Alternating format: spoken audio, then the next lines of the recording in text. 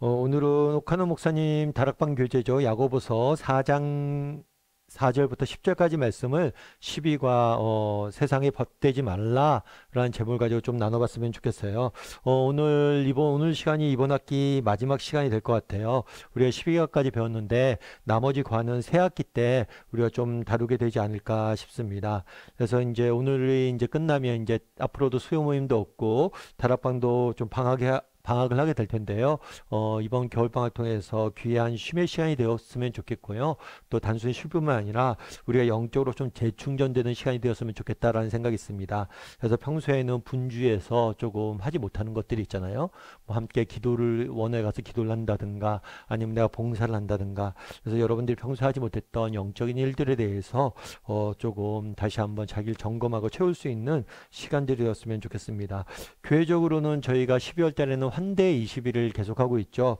12월은 성탄 주간이 있는 주간인데 우리가 예수님이 이 땅에 오신 그리스도의 사랑에 대해서 우리가 좀 이웃에게 전할 수 있는 시간들이었으면 좋겠어요. 그래서 여러분들 주변 사람들에게 정말 친절도 베풀고 그 사람들에게 뭔가 대접도 하고 그러면서 예수님에 대해 좀 소개하면 좋겠다라는 생각으로 저희가 환대 20일을 진행하고 있으니까요. 그리고 12월 25일 날 저희가 또 믿지 않는 친구들 초청해서 새생명 축제로 성탄 예배를 드리게 되니까요. 여러분들 위해서 기도해 주시고 또 정말 우리가 예수를 믿으면서 정말 전도에 대해서 무감각해질 수가 있는 것 같아요. 그래서 정말 우리가 천국에 갔는데 내가 정말 복음 전하고 정말 내가 전한 복음을 때문에 정말 구원을 얻은 사람이 한 명도 없다면 그것처럼 참 무의미한 허무한 인생을 산 사람도 없는 것 같아요. 그래서 우리가 정말 복음 전도의 사명에 대해서 늘 깨어 있어야 되는 것 같은데요. 이 환대 21일과 또 성탄절 예배를 통해서 다시 한번 복음 전파에 대한 그런 열정들이 복음 증거에 대한 열정들이 살아나는 시간이 되었으면 좋겠습니다. 그리고 1월 달에는 저희가 새해를 시작하면서 공동체 성경 읽기를 준비하고 있습니다. 작년 겨울방학 때도 했었는데요. 이번엔 1월 1일부터 해서 우리가 신구약 일독, 성경 일독표에 맞춰서 함께 공동체 성경 읽기를 하려고 준비하고 있습니다. 그래서 여러분들 함께 공동체 성경 읽기 준비하고 또 은혜 받는 시간들 되었으면 좋겠습니다. 그리고 방학 중에도 계속해서 아침 묵상은 진행이 되니까요. 매일 아침 정말 말씀과 기도를 시작하고 저녁 시간에 또 공동체 성경 읽기로 마무리하면 좋겠다라는 생각이 있습니다. 그러면 오늘 12가인데요. 마음의 문을 열며를 함께 같이 읽어보도록 할까요? 같이 읽어보도록 하지요. 교회 안에서 자기 중심적인 자들은 다른 사람들과 은혜롭게 지낼 수가 없다. 가는 곳마다 다툼을 일으키고 만나는 자마다 상처를 준다. 그들의 혀에서는 찬송과 욕설이 함께 나오고 그들의 행동은 악하며 그들의 기도는 정욕적이다. 이처럼 불행한 상태가 계속되면 그들이 도착할 종착점은 세상과 짝이 되는 것이다. 세상과 벗되는 자에게 하나님은 무엇이라고 경고하시는지 살펴보자. 예. 오늘은 세상과 벗되는 자에 대해서 배우게 되는데, 여러분 누가 여러분에게 질문한다면 어떨까요? 당신은 세상과 벗되어 있습니까? 세상과 벗된 사람입니까? 라고 묻는다면 여러분들 뭐라고 답하겠어요? 당신은 세상과 벗되어 있습니까? 라고 묻는다면, 아닙니다. 저는 세상과 벗되어 있지 않습니다. 라고 대답할 수도 있겠죠. 그런데 우리가 생각하기엔, 내 생각엔, 내 판단에는 나 그렇지. 난 세상과 벗되지 않았지. 난 세상 것들을 그렇게 벗삼아 살지 않아. 라고 생각할 수 있지만 나도 모르는 사이에 어느 순간에 저절로 세상과 벗될 수도 있어요. 그래서 오히려 나는 그렇지 않아. 라고 답하는 자세보다는 그래, 나도 오히려 세상과 벗될 수 있어. 그래서 자기 자신에 대해서 정직히 성찰하고 돌아볼 수 있는 자세. 겸손한 자세 이런 것들이 훨씬 더 우리를 건강하게 지킬 수 있어요. 그래서 우리도 늘 언제든지 정말 세상과 벗될 수 있다라는 사실을 기억하고 이번 과를 좀 배우면 여러분들에게 주는 유익이 클 거라고 생각합니다. 우리 말씀의 씨를 뿌리며 같이 한번 볼까요? 야고보는 누구에게 무엇을 경고하고 있는가? 그리고 여기서 말하는 세상이란 무엇을 의미하는가? 4절에서 가늠한 여인들아 라고 되어 있어요. 그래서 우리가 갑자기 가늠한 여인들 라고 불러서 왜 갑자기 가늠한 여인을 찾는가? 그리고 이 말씀이 가늠한 여인들을 향한 말씀이다 라고 생각하기 쉬운데 그렇지가 않아요. 이 가늠한 여인들은 누구냐면 성경에서 보면 하나님과 이스라엘 백성과의 관계를 주로 무엇에 비유하냐면 신랑과 신부와의 관계에 비유하는 경우도 있어요. 남편과 아내와의 관계, 부부 관계 비교하는 경우가 있죠. 그래서 이 가늠한 여인들이라는 것은 뭐냐면 하나님의 백성, 하나님의 신부임에도 불구하고 하나님이 아닌 세상의 것들을 사랑하는 그런 가늠한 사람들과 같은 성도들을 대상으로 이야기하고 있다는 거예요. 다르게 말하면 여기서 오늘 말씀 주시는 경고는 누구에 대한 경고냐? 정말 믿지 않는 사람들이나 가늠한 여인들을 향한 경고가 아니에요. 우리 믿는 성도들에게 주는 경고예요. 그럼 믿는 성도들에게 무엇을 경고했느냐? 세상과 벗되지 말라는 거예요. 세상과 친하게 지내지 말라는 거예요. 세상과 가까이 지내지 말라는 거예요. 왜요? 세상과 가까이 지내는 건 뭐가 되기 때문에? 하나님과 원수가 되기 때문에 우리는 세상과 가까이 하지 말라라고 이야기하는 거예요. 우리 중에 그런 생각이 있을 수 있습니다. 우리가 신앙생활을 하는데 되게 이렇게 방해가 되는 요소가 있어요. 그건 뭐냐면 회색지대에 머물려고 하는 거예요. 무슨 얘기냐면 내가 하나님을 믿지만 또 세상적으로도 세상적인 것들도 가까이 할 수 있지 않을까? 내가 믿음도 좋다, 믿음도 잘 갔지만 또 세상적인 것들도 가까이 하고 세상적으로 인정도 받고 세상적인 것들로 또 누리며 좀 살 수 있지 않을까? 믿음과 세상을 동시에 가까이 할 수 있지 않을까라는 그런 회색지대에 대한 어떤 기대감이 있어요. 그런데 성경은 분명히 이야기합니다. 그렇지 않다는 거예요. 중립지대, 회색지대는 없다는 거예요. 하나님과 벗대든가 아니면 세상과 벗대는 거예요. 세상과 벗대면 너희가 하나님과 원수된다 라고 뭐 그런 얘기하는 거죠. 양다리 걸칠 수는 없다라고 성경은 이야기하는 거예요. 그렇다면 여기서 말하는 세상이란 무엇일까요? 요한복음 17장 14절에 보면 이렇게 되어 있어요. 내가 아버지의 말씀을 그들에게 주었사오매 세상이 그들을 미워하였사오니 이는 내가 세상에 속하지 아니함 같이 그들도 세상에 속하지 아니함으로 인함이니라. 세상이 그들은 여기서 성도들을 미워할 거라고 그래요. 성도들을 미워하는 이유는 뭐예요? 세상이 예수님을 미워하기 때문에 성도들을 미워할 거라고 성경은 말하고 있습니다. 그럼 여기서 세상은 뭐냐? 세상은 누구냐면 사단과 정말 하나님과 하나님 나라를 대적하는 사단과 이 사단을 따르는 사람들, 악한 세력, 하나님을 대적하는 악한 세력과 그들을 따르는 사람들이 바로 세상이. 디모데후서 4장 10절은 뭐라고 되어 있냐면 대만은 이 세상을 사랑하여 나를 떠나고, 여기서 나는 바울이에요. 아마도 대만은 바울과 함께 전도 여행을 다녔던 것 같아요. 그런데 어느 순간 바울을 떠납니다. 그래서 바울과 전도 여행을 포기하고 떠나게 돼요. 그 이유에 대해서 뭐라고 얘기하냐면 이 세상을 사랑했다라고 이야기합니다. 그럼 여기서 말하는 세상은 뭐냐? 여기서 말하는 세상은 뭐 하나님을 대적하는 사단과 그들을 따르는 사람들이라기보다는 세상적인 가치관 혹은 세상적인 것들, 세상적인 명예나 세상적인 물질이나 세상적인 성공, 가치관 이런 것들을 따르는 거예요. 그래서 성경이 말하는 세상이란 뭐냐? 하나님과 예수님을 대적하는 악한 세력들, 그리고 그런 사람들, 그런 것들을 따르는 사람들, 그리고 또 그들이 갖고 있는 가치관, 그들이 주는 그런 세상 풍조, 이런 것들을 세상이란 말로 다 표현해서 하는 거예요. 그래서 우리가 이런 것들을 사랑할 수 없다는 거예요. 세상적인 가치관과 세상적인 명예나 세상적인 성공이나 이런 것들을 추구하면서 하나님을 믿을 수 없다는 거예요. 그럼 2번 문제 같이 한번 읽어볼까요? 간음과 세상과 벗되는 것이 어떤 관계를 가진다고 생각하는가? 무슨 얘기냐면 간음한 여인들, 왜 세상과 벗된 사람들을 간음에 비유했냐는 거예요. 왜 이런 비유를 사용했냐는 거겠죠. 간음이란 건 뭐예요? 남자와 여자가 있죠. 결혼을 합니다. 그런데 남편이 여자면 아내는 이 남자만을 사랑해야 되잖아요. 그런데 다른 남자를 사랑한다. 그럼 뭐예요? 이게 간음한 거죠. 예전에 부부의 세계라는 드라마가 있었잖아요. 그 드라마에 유명한 대사가 있었죠. 부부의 세계에서 남자가 불륜을 저지릅니다. 그래서 아내한테 걸려요. 그런데 남자가 뭐라고 해요? 사랑이 죄는 아니잖아. 다른 사람을 자기가 사랑했다는 거죠. 그런데 죄가 아니란 거예요. 우리도 그럴 수가 있다는 거예요. 정말 우리가 예수 믿는 성도예요. 그런데 하나님 외에 다른 것들을 추구하고 세상의 것들을 추구할 수 있어요. 그러면서 이런 것들이 죄가 아니다 라고 생각할 수 있어요. 그런데 그렇지 않다는 거예요. 마치 너희가 하나님을 믿는다고 하면서 세상적인 것들, 세상과 벗대는 것, 세상적인 것들 추구하고 세상의 가치관을 따르고 세상의 그런 것들 추구하고 정말 세상의 것들과 벗대는 것이 뭐예요? 결국에 간음한 것과 같다.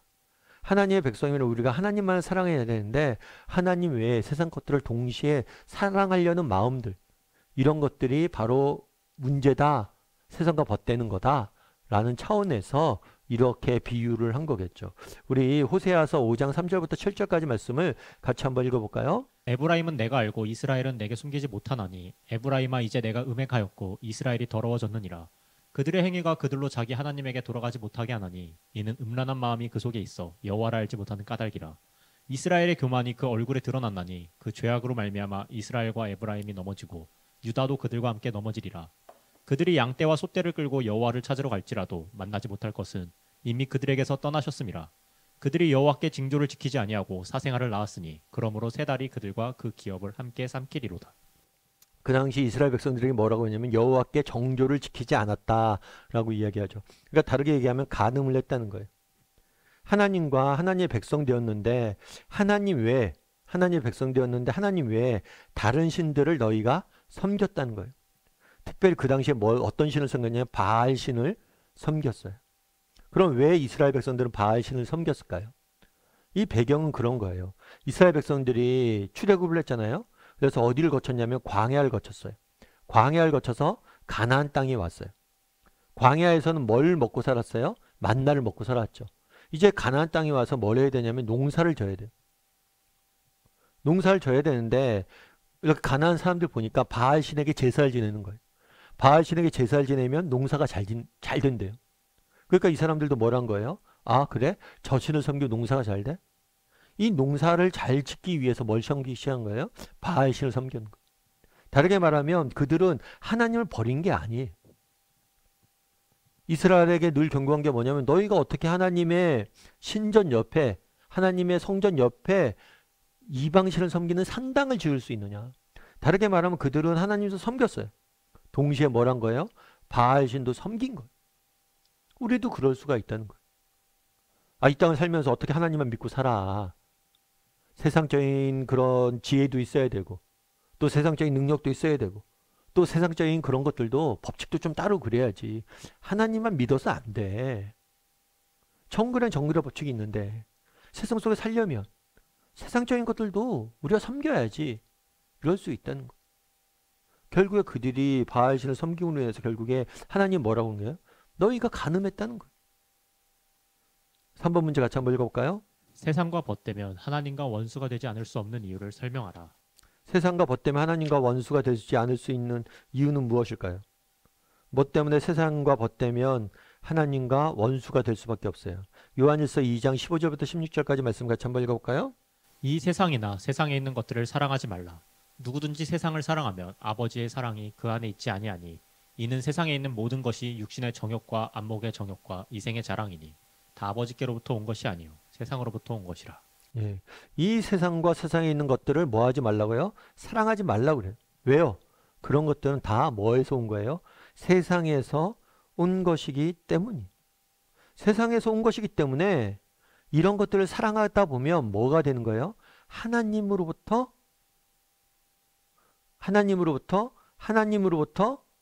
멀어지게 되는 거예요. 이 세상과 세상의 것들을 사랑하지 말라고 그래요. 왜냐하면 그런 것들은 세상에서 온 것이기 때문에 그런 걸 사랑하다 보면 출처가 세상이기 때문에 세상 걸 더 사랑하게 되고 더 좋아하게 되고 결국엔 뭘 하게 되는 거예요? 하나님으로부터 멀어지는 거예요. 멀어지는.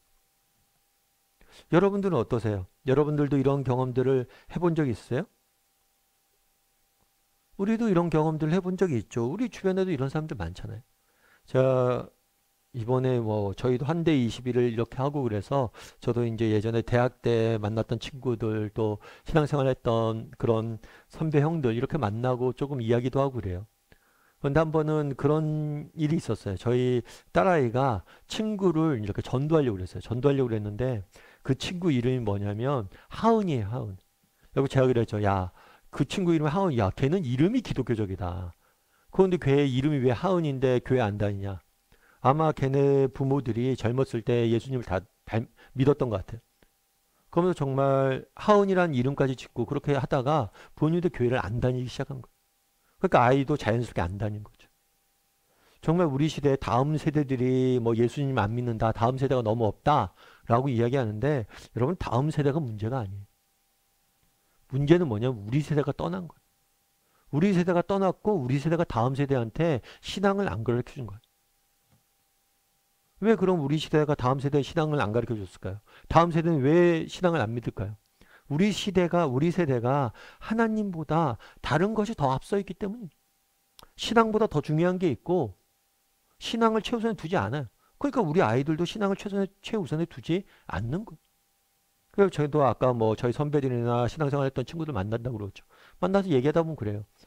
야, 너 교회 나가야지. 그래도 제가 목사니까 뭐 이런 얘기하다 보면 자연스럽게 신앙 얘기가 나와요. 물론 뭐 자기들끼리 그러더라고요. 우리 만나면 정책이랑 신앙 얘기는 안 하는 게 우리 국룰인데 너가 있어 신앙 얘기한다고. 근데 묻는 거죠, 제가. 왜 안 다니냐? 근데 자기들도 믿음이 있대. 하나님에 대한 믿음. 근데 교회는 안 나가요. 왜 안 나갈까요? 세상적인 것에 분주한 거예요. 처음부터 교회 떠나려고 그런 게 아니에요. 세상적인 게 분주하고 그런 것에 집중하고 그런 것에 휩쓸려 살다 보니까 점점 등한시되고 뭘 하는 거예요? 하나님을 떠나는 거예요. 여러분 정말 다음 세대의 문제가 아니라 우리 세대가 문제예요. 우리 세대가 예수님을 믿다가 예수님으로 떠난 게 문제고 우리 시대의 우선순위가 하나님이 아니라 다른 게 잡혀져 있는 게 문제예요.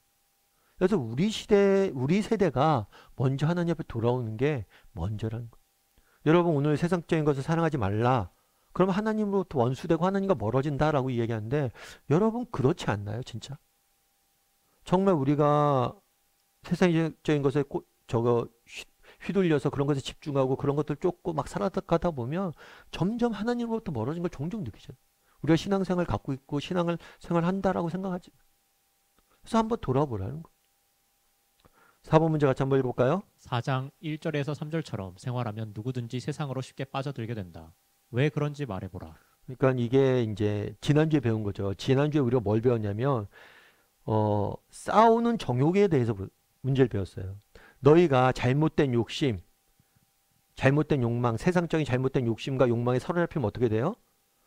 싸움과 다툼이 끊이지가 않아요. 시기와 질투가 다툼이 끊이지가 않아요. 그래서 우리가 잘못된 욕망에 사로잡히면 뭐가 끊이지 않아요? 시기와 다툼이 끊이지 않아요. 뿐만 아니라 뭐라는 거예요? 이 잘못된 욕망에 사로잡히면 하나님과 멀어지게 되는 거, 원수가 되는 거, 세상이 벗대기 때문에. 그러니까 우리가 세상 것들에 대한 잘못된 욕망을 갖게 되면 우리 가운데 시기와 다툼이 끊이지 않고요. 하나님과 원수가 되는 거. 물론 이것은 단순히 내가 교회를 떠나고 안 떠나고의 문제가 아니에요. 교회 안에서도 이런 게 너무 많아요. 정말 교회 안에서도 자기가 교만해져서 내가 더 인정받으려고 그러고 내가 높아지려고 그러고 그런 사람들 여러분 정말 교회 안에서 자기가 높아지려고 그러고 인정받으려는 사람들 한번 그 주변에 한번 가보세요. 그런 사람들 다 어때요? 맨날 누군가의 잘못을 지적하고 뭐가 문제다 저게 문제다 계속 이야기하죠. 우리 부교육자들 그러니까 목회자들 중에서도 그런 사람들 많아요. 참 부교육자 시절에 교회 무슨 행사만 해도 다 비판적이에요. 이래야 된다 저래야 된다 말은 너무 잘해요. 그럼 나중에 개척을 해서 담임을 했어요. 담임 목사여도 여전히 이제는 비판적이에요. 이제는 한국교회 전체를 비판하는 거예요. 그래서 정말 이런 욕망에 사로잡힌 사람들 특징이 뭐냐? 시기와 다툼이 많다는 거예요. 다른 사람과의 관계가 깨진다는 거예요. 뿐만 아니라 누구와의 관계도 깨지는 거예요. 하나님과의 관계도 깨지는 거예요. 그래서 이 싸우는 욕망에 대해서 다룬 다음에 바로 뭘 다루는 거예요? 세상과 벗대는 문제를 다루는 거예요. 하나님과 원수되는 문제를 다루는 거예요. 그래서 우리가 이 잘못된 욕망에 사로잡히면 사람들과의 관계가 깨질 뿐만 아니라 뭐예요? 하나님과의 관계도 뒤틀어진다는 걸 알아야 돼요. 5번 문제 같이 한번 읽어볼까요? 당신은 하나님과 세상 중 어느 편에 더 가까운가? 그리고 그 증거는 무엇인가? 여러분 어때요? 여러분들은 하나님과 세상에 어느 편에 더 가까운가? 세상 중에서 어느 편에 가까운가? 그리고 그 증거 무엇인가? 한번 각자 대답해 보세요. 난 어느 편에 가깝지? 그 증거는 뭐지? 여러 가지 증거가 있을 거예요. 나는 세상보다 하나님에 더 가까운 것 같아요. 하나님을 더 사랑하고 더 아끼어요. 이렇게 말할 수 있는 증거가 있는지 각자 이야기를 좀 나눠보면 좋을 것 같아요. 그런데 제 생각에는 그런 것들을 한번 여러분들 생각해 보면 여러 가지 증거들과 기준들 이런 것들에 대해서 조금 이야기를 나눠보는데 여러분 한 가지 기준을 한번 삶아볼 게 있어요. 그건 뭐냐면 우선순위의 문제예요. 우선순위의 문제. 나의 우선순위는 어디에 잡혀 있는가? 나의 우선순위가 하나님에게 맞춰져 있는가? 아니면 하나님 외에 다른 것들이 내 삶의 우선순위에 자리 잡고 있지는 않은지 우리가 한번 돌아볼 필요가 있는 거예요. 그래서 여러분 한번 생각해 보세요. 여러분들이 무엇을 하든지 하나님이 최우선순위에 잡혀 있는가? 제가 오늘 아침에 이제 아침 묵상 때도 다루었죠. 아침 묵상 때도 다루었지만 예배를 드린다고 생각해 보세요. 예배를 드릴 때 예전에는 모든 교회가 예배 시간이 9시와 11시였어요. 그래서 주일날 오전 이때 아니면 예배를 드릴 수가 없어요. 주일 예배. 그러니까 되도록이면 이때 약속 같은 건 안 잡아요. 그런데 지금은 어때요? 우리는 언제든지 어디서든지 예배 드릴 수 있어요. 이거 굉장히 편리하고 좋은 거죠. 그런데 어느 순간부터 이러다 보니까 뭐예요? 약속을 먼저 잡아요. 그런 다음에 시간 남으면 예배 드려요. 그러니까 주일날 시간 안 되면 월요일날 예배 드리고. 여러분 그러면 예배라는 게 결국에 뭐예요? 예배라는 게 결국에 우선순위를 하나님 앞에 제일 처음 둔다는 거잖아요. 그러니까 우리가 내 삶에 있어서 정말 무엇이든지 하나님이 최우선에 있는가? 아까도 얘기했지만 우리 자녀들이 왜 다음 세대들이 교회를 떠나요? 우리 세대가 신앙 교육이 신앙이 우리 인생에 가장 중요한 거라고 생각한다면 다음 세대들이 그걸 본다면 떠날 이유가 없죠. 그런데 혹시라도 우리가 정말 신앙이 아니라 세상적인 성공이 더 우선순위에 있지는 않냐는 거. 그래서 나는 정말 모든 것에서 모든 면에서 정말 우선순위에 잡혀져 있는가? 하나님의 우선순위에 잡혀져 있는가? 이걸 한번 돌아봐야 돼. 참 예전에 저는 늘 기억나는 게 저희 어머님도 그러는데 저희 어머님도 요즘 가끔 그런 얘기 하잖아요. 요즘 온라인으로 헌금을 많이 하잖아요. 저희 어머니도 온라인으로 헌금하는데 야 온라인으로 헌금하면 그게 헌금이 되니? 아, 뭐 어머니 편리하고 좋잖아요. 근데 야 그러면 기도는 언제 하냐? 그런 얘기를. 무슨 얘기냐면 저희 어머님이 늘 하시는 게 이렇게 월급이나 뭔가 이렇게 수입이 생기잖아요. 그럼 제일 먼저 헌금을 11조를 떼요. 그리고 그거를 봉투에 담아뒀다가 교회 드리기 전에 늘 그 봉투 붙잡고 기도해. 이 헌금이 좋은 곳에 쓰여지길 원합니다. 그럼 그냥 온라인에 툭 보내면 기도는 언제 하냐? 돈 갖고 저 헌금 붙잡고 그런 이야기를 하는 거죠. 근데 저는 늘 기억했어요. 저희 어머니 정말 힘들고 어렵게 거기 생활을 하셨지만 늘 하나님께 드릴 거 제일 먼저 빼놓으시거든요.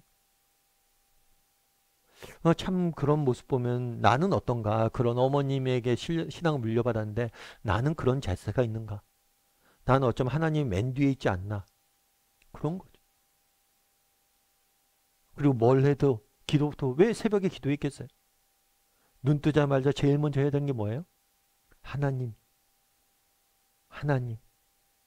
그럼 우선순위가 우리에게 있냐는 거예요. 이게 율법처럼 보일 수도 있지만 제가 생각에 어쩌면 우리가 도전 받아야 된다. 왜냐하면 하나님이 우선순위에서 밀려나는 순간 뭐가 되는 거예요? 우리도 멀어져요 점점. 우리 자녀들도 보고 있는 거예요. 우리 아버지의 우선순위가 어디에 있는지 알아요. 정말 하나님과 다른 사람에게 있는지 아니면 자기에게 있는지. 6번 문제 같이 한번 읽어볼까요? 우리가 세상과 가까워지면 성령은 어떻게 하시는가? 너희는 하나님이 우리 속에 거하시는 성령님의 첫 번째 특징은 뭐냐면 우리 안에 거하신다는 거예요. 우리와 함께 하시고 우리 안에서 우리를 인도하세요. 그런데 이 성령님이 뭘 한다고 그랬어요? 시기하기까지 사모한다. 다르게 말하면 뭐냐면 하나님에 대해서 질투하시는 하나님이다 라는 표현을 해요. 그러니까 여기서 이 질투도 남녀 간의 관계로 또 비유하신 거죠. 하나님께서. 그럼 왜 성령이 우리를 사랑한다 라고 이야기하지 않고 질투까지 한다 라고 이야기를 했을까요? 이 시기까지 한다는 건 뭐냐면 그만큼 사랑한다는 거예요. 여러분 남녀 간의 관계를 생각해 보세요. 여러분 어떤 사람을 여러분 진심으로 사랑한다고 생각해 보세요. 그럼 여러분도 어떻겠어요? 그 사람이 나를 바라봐주고 나를 향하길 원하지. 그 사람이 이 남자 만나고 저 남자 만나고 그 사람이 이 여자 만나고 저 여자 만나고 그렇게 바라는 사람이 있나요? 그러면 그게 진정한 사랑일까요? 뭐 친구라면 내가 이 사람 친한 그냥 남사친이에요. 그럼 그 이 남자가 어떤 여자 만나도 상관없죠. 이 여자도 만나고 되고 저런 여자도 만나도 되죠. 근데 내가 정말로 진심으로 사랑하는 사람이 그럼 다른 사람들을 만나길 원치 않잖아. 정말 진정한 사랑은 이런 배타성들이 있잖아. 그만큼 사랑하기 때문이죠. 뿐만 아니라 이렇게 질투하는 이유는 뭐냐? 우리를 위한 것이기도 해요. 예를 들면 그런 거죠. 아이들이 게임에 빠져 있어요. 게임에 빠져 있으면 여러분 어때요? 막 그것 때문에 짜증나고 분노하고 막 그러잖아요. 화나잖아요. 왜 그러게 화나요? 뭐 게임 좀 하면 어때서? 근데 이 게임이 얼마나 해로운지 알잖아요. 정말 그거를 지금 당장 좋은 것 같고 유익한 것 같지만 결국에 그거에 빠지면 결국 그 인생이 손해가 된다는 걸 알잖아요. 그래서 정말 잘못된 길로 왜 질투까지 하면서 이렇게 질투 시기까지 하면서 우리를 사랑하시냐. 우리가 정말 세상과 벗대서 잘못된 길로 사망의 길로 가는 것들에 대해서 정말 그렇게 분노하시는 거예요. 그거에 대해서 안타까워 하시는 거예요. 그만큼 우리를 사랑하시고 그만큼 안타까워 하시는 거예요. 우리가 잘못된 길로 가는 거죠. 그래서 이 질투 그냥 사랑한다고 표현하시고 질투하신다라고 표현한 것. 7번 문제 같이 한번 읽어볼까요? 당신은 성령의 시기를 느껴본 적이 있는가? 구체적인 예를 들어보라. 갈라디아서 5장 17절 말씀도 같이 한번 읽어봤으면 좋겠습니다. 육체의 소욕은 성령을 거스르고 성령은 육체를 거스르나니 이 둘이 서로 대적하므로 너희가 원하는 것을 하지 못하게 하려 함이니라. 네, 이게 무슨 얘기냐면 그리스도인의 특징이 있어요. 그리스도인의 특징은 뭐냐면 내적 갈등을 경험한다는 거예요. 내적 갈등을 경험하는 게 어떤 갈등을 경험하냐? 육체의 소욕과 성령의 소욕. 성령의 소욕. 이 두 개 사이에 갈등이 있는 거예요. 여러분 예를 들어서 내가 예수를 안 믿었어요. 그럼 내 안에 뭐만 있어요? 육체의 소욕만 있어요. 갈등을 겪을 이유가 없어요. 그런데 내가 예수를 믿게 되면 성령님이 우리 안에 들어오시잖아요. 그래서 성령님의 소욕이 생기는 거예요. 그러다 보니까 이것과 육체 소욕이 갈등을 겪게 되는 거예요. 예를 들면 그런 거죠. 여러분들 교회 안 나와요. 주일인데 교회 안 나가요. 교회 출석, 예배를 안 드려요. 그럼 믿지 않는 사람들은 주일날 교회 안 나간다고 해서 가책이나 이런 것들을 못 느껴요. 갈등을 못 느껴요. 근데 우리가 교회 안 나가면 뭐예요? 우리 안에 계신 성령님이 우리 마음에 정말 끊임없이 가책을 주시잖아요. 야, 그래도 교회 나가야지, 교회 나가야지.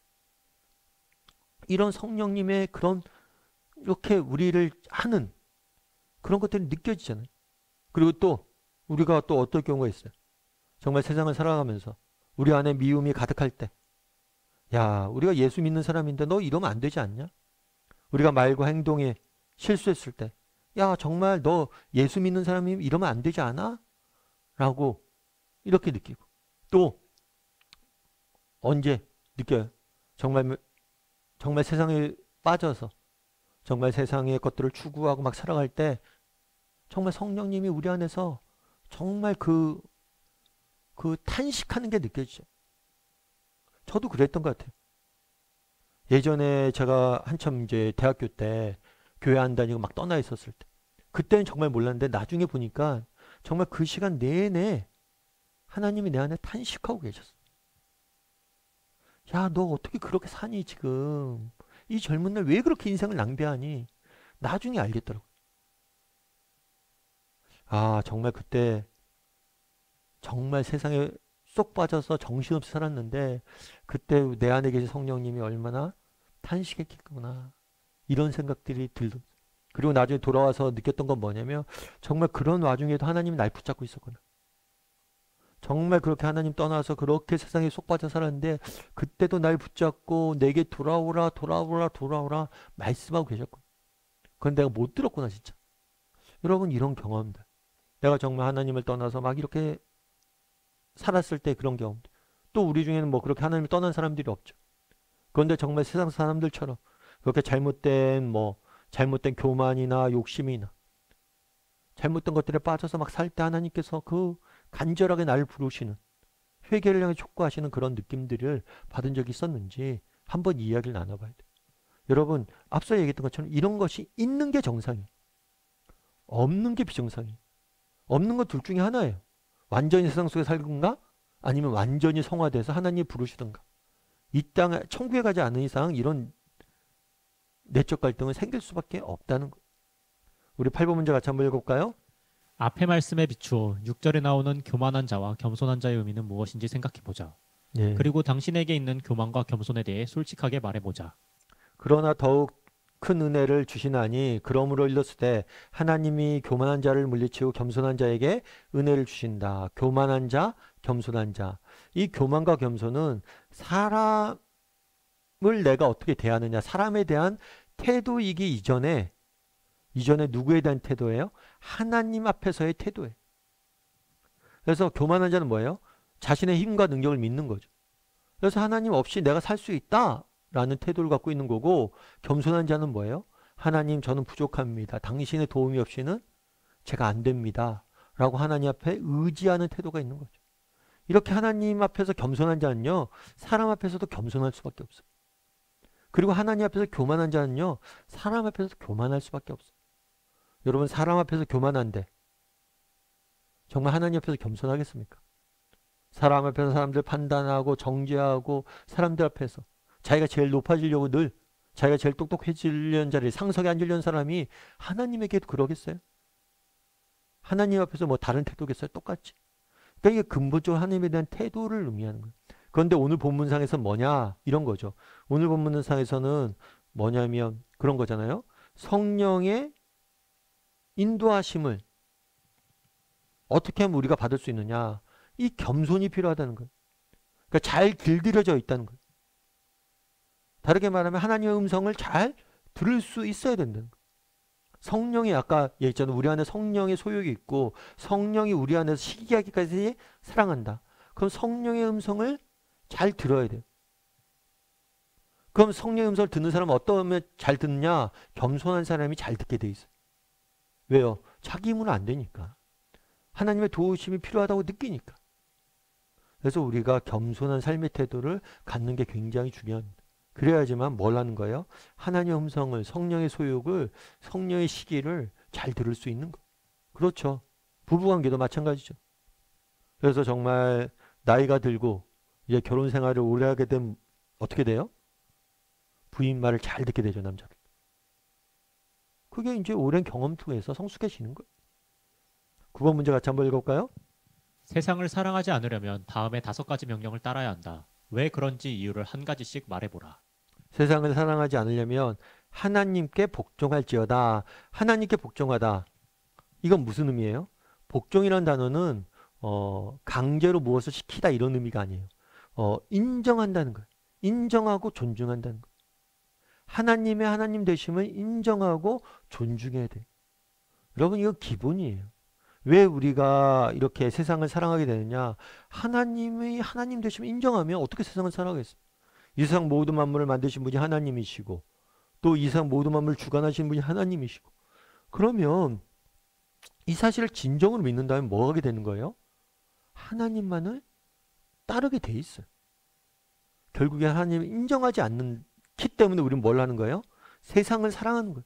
왜요? 세상이 더 좋아 보이죠. 그러니까 하나님의 지혜와 하나님의 능력을 인정하면 어떻게 세상을 사랑하겠어요? 그래서 우리가 하나님을 인정하지 않는 거, 결국에 세상을 사랑하게 되는 건 결국에 하나님에 대한 믿음이 없기 때문에 그런 거예요. 인정하지 않기 때문에. 두 번째로 마귀를 대적하라. 다르게 말하면 우리를 유혹하는 영적인 실체가 있음을 이것도 인정해야 돼. 우리 군대에 있을 때 경계 쓴다고 그러잖아요. 경계. 가장 우리가 많이 넘어지는 게 뭐냐? 무방비 상태에 있는 거예요. 무방비. 유혹에 빠지기 좋은 거죠. 자기를 유혹하는지 알아야지 뭐라는 거예요? 피하고 조심하잖아요. 그런데 그거에 대해서 감각이 없어요. 세상이 날 유혹하고 있다라는 생각을 갖고 있지 않은 거예요. 그러니까 뭐라는 거예요? 빠지는 거예요. 그래서 늘 주의해야 돼요. 나는 언제든지 유혹에 빠질 수 있는 존재다. 세상이 끊임없이 날 유혹하고 있다. 이걸 인정해야 된다. 그리고 뭐라고 그래요? 하나님을 가까이 하라. 가까이 하라. 그러니까 우리가 영적인 원리에서 중요한 영적인 원리가 있는데 그건 뭐냐면 세상과 하나님이 있어요. 세상을 그럼 멀리 해야지. 이렇게 생각하지 말고 하나님을 가까이 해야지. 이렇게 생각. 세상 욕심을 버려야지. 이렇게 생각하지 말고 하나님께 더 나아가야지. 그리고 하나님께 가까이 가다 보면 뭐예요? 세상 욕심도 없어지는 거예요. 예를 들어서 늘 교회 나가고 뭐 다락방 나가고 늘 하나님의 사람 만나고 그러보세요. 그럼 술집 갈 시간이 어디 있습니까? 술 마시고 뭐 놀 시간이 어디 있어요? 그러니까 오히려 나 술 끊어야지 하지 말고 하나님을 가까이 하라는 거예요. 그러다 보면 저절로 줄게 된다는 거예요. 그래서 하나님께 복종하고 또 뭘 해야 돼요? 마귀를 대적하고 또 하나님 앞에 뭘 해야 돼요? 가까이 나아가는 것. 그리고 이렇게 죄인들이 손을 깨끗이 하라. 다르게 말하면 회개하라는 거 회개. 자신의 모습을 보고 우리가 정말 우리 안에 있는 게 잘못된 것들이 있다면 하나님 앞에서 뭘 해야 돼요? 내어놓고 정말 하나님 이걸 고쳐주십시오 라고 이야기를 해요. 그리고 주 앞에 낮춰라. 아까 얘기했던 것처럼 겸손해질 필요가 있어요. 겸손해져야지 하나님의 음성도 듣고 하나님 따를 수 있는 거예요. 그래서 이 5가지. 그래서 하나님께 복종하라, 대적하라, 가까이 하라, 회개하라, 낮춰라. 이 5가지에 대해 쭉 한번 이야기해 보세요. 이야기해 보시고 이것들이 왜 필요한지, 그리고 당신은 어떤지, 우리는 이것들을 잘 지키고 따르고 있는지, 이런 삶의 특징이 나타나고 있는지 돌아볼 필요가 있겠죠. 그리고 삶의 열매 거두매를 같이 한번 읽어볼까요? 같이 읽도록 하겠습니다. 세상과 벗되지 않기 위해 당신이 특별히 유의해야 할 점은 무엇이라고 생각하는가? 오늘 배운 말씀을 근거해서 한 가지만 찾아보라. 네, 한번 얘기해 보세요. 아까 얘기했던 5가지 나 뭐 여러 가지 우선순위 문제나 이런 거 쭉 해서 오늘 배운 것들 중에 특별히 와닿았던 거나 그런 것들이 있다면 한번 이야기를 하고 조금 세상과 벗되지 않게 좀 되었으면 좋겠어요. 앞서 얘기했던 것처럼 이제 방학이 들어가잖아요. 방학 됐다, 와, 신난다 하고 너무 이렇게 영적인 그런 것들과 담쌓고 살지 말고 단순히 쉬는 시간이 아니라 재충전하는 시간이에요. 그래서 여러분들이 정말 방학 때도 하나님 좀 가까이 했으면 좋겠어요. 우리가 다락방은 안 모이지만 앞서 얘기했던 것처럼 한대 20일이나 공동체 성경 읽기 이런 사역들이 있으니까 이런 사역들을 통해서 하나님과 좀 가까이 하고 동행하다 보면 이번 방학이 더 깊이 하나님을 만나고 하나님과 벗되는 그런 시간이 될 줄 믿습니다.